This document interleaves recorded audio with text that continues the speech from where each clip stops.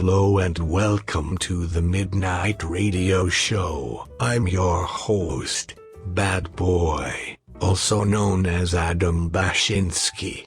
Today we will be talking about some very naughty topics, mainly sex.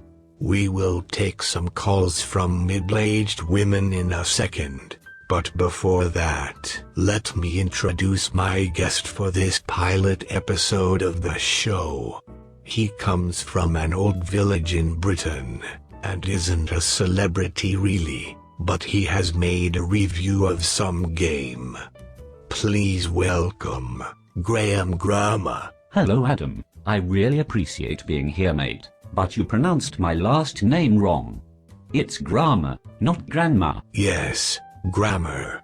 No, that's wrong. Okay, before we get to some audience calls, I'm gonna ask you some questions. So, Grandma, except for your recent review of the game called Crusader Kings 2, what else have you done that you would like to share with us? Well mate, to be honest, bugger all. All I ever did my entire life was work as the local taxi driver. After work, I just went to the pub. You know how it is, you just wanna see your mates after a day of work, look into their eyes, hold their hands and tell them that it'll be alright. You know Adam, it's typical man stuff. Right. Well, how did you get to write a review for our network? That seems like a great jump. From some pleb working as a taxi driver to someone actually important. Haha, don't take it too seriously by the way. I'm just joking around. No worries mate, I love it when a burly man like you talks down to me, haha. But when it comes to your question, I don't know. I just sent it in, I thought it would be a right laugh, and I got the part. It was proper mental, I'll tell you what. Alright, let's move on and take some audience questions. Hello. Hi, this is Laura. Hi, Laura. What are you wearing right now? Excuse me. Describe your vagina to me. How does it feel when it gets wet? All the details. I want to know everything. Make some sounds with it. You are a sick fuck. Wow. I am reporting you to the police right this second. She hung up. Laura, are you there? It was just a prank. We are getting another call. What's your name? My name is Deepa, and I would like to tell you my story. Okay. I am from India, but live in the United Kingdom. I am 34 years old and love the UK, as well as India. So what I am about to tell you really hurt me. I was walking along in the British Museum, full of semen from yesterday's breeding session with my husband, when I stumbled upon a beautiful painting. It was a painting of a white whale eating a herd of sharks. Have you heard of it? Regardless, as I was admiring the painting, shivers came over me. I was growing cold and I didn't know why. Suddenly, I felt a wet feeling from in between my thighs. The semen was sipping out. This was not good, I had to keep it in. Me and my husband are trying for a baby after all. So I edged my way to the toilet, slowly and calmly, as to not grab any attention from strangers in the museum. The problem was, the semen wouldn't stop coming out. Sadly, just before I reached the toilet door, it happened. I couldn't keep it all in any further, and my vagina exploded, releasing all my juices and my husband's semen all over the floor. It was a mess. And there was nothing to stop it as I do not wear panties. It was as if someone threw a bucket of semen and vagina lubrication juice all over the floor, all at once and right below me. As I tried to flee the scene of the crime, I slipped on the puddle and landed straight in it. People watched me as I wailed and kicked in a puddle of my husband's semen. It was a nightmare scenario. Later that day, I went home, my clothes filled with crusty and dried semen. A week later, I found out that I was pregnant with my husband's penis. I thought that if these are the hardships I will have to go through in order to have a child, I would rather not have it. I took to the kitchen and grabbed a spoon I used to stir my tea that morning. With the spoon, I scrubbed the insides of my vagina as hard as I could in order to kill the child. After an hour of spooning myself, blood was coming out of the vagina in a great amount. Being certain that the child was dead, I happily went to sleep. A week later, it not only turned out that I was still pregnant, it also turned out that I had severely damaged my vagina. I was going to need an operation. I decided not to take the operation. I decided to take things into my own hands. Using my trusty thread and needle, I sewed my vagina opening together. If I can't kill the child, I won't let it come out. This monster was already ruining my life, and it wasn't even out yet. I took a large amount of illegal drugs to ease the pain and sewed it with black thread. 9 months later, the demon tried to come out.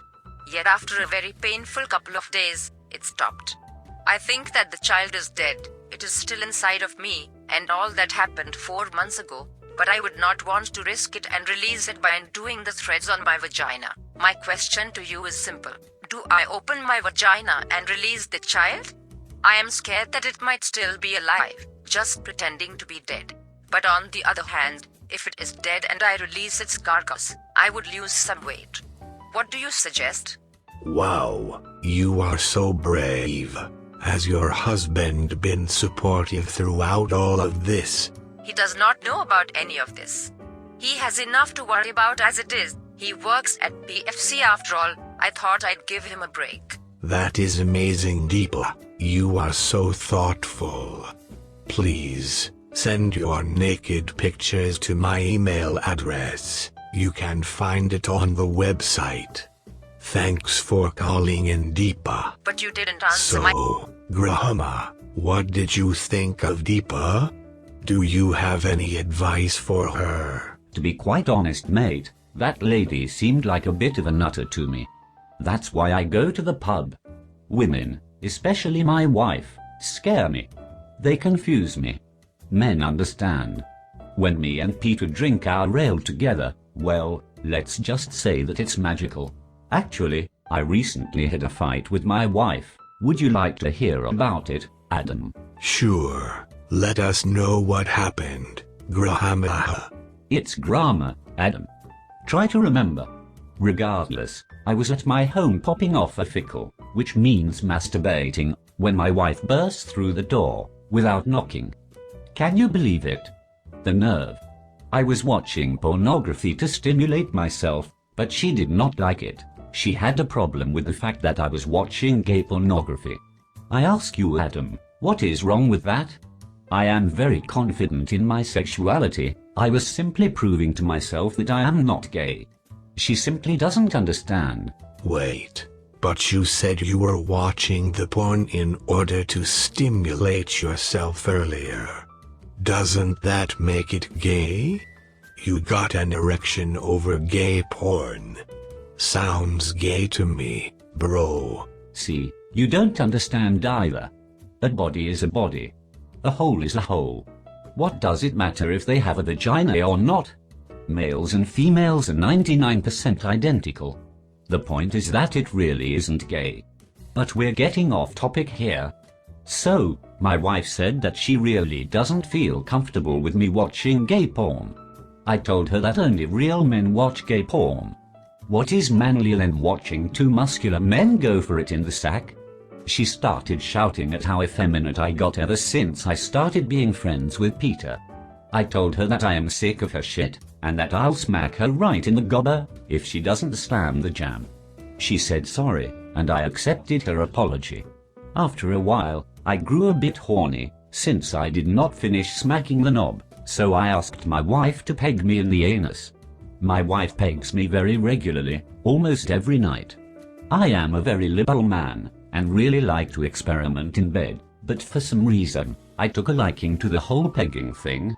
Anyway, as she was pegging me that night, I was thoroughly enjoying myself and gently moaning.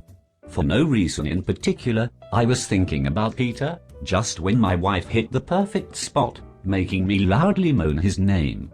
It was pure coincidence, but my wife got really angry. I tried to explain myself, but she simply would not listen. I had to sleep on the couch that night. Adam, isn't she unfair? Right. Well, anyway, That was the first episode of the Midnight Radio Show with your host Adam. I hope you enjoyed it. Tune in next week for a very special guest, Queen Elizabeth II, in the flesh.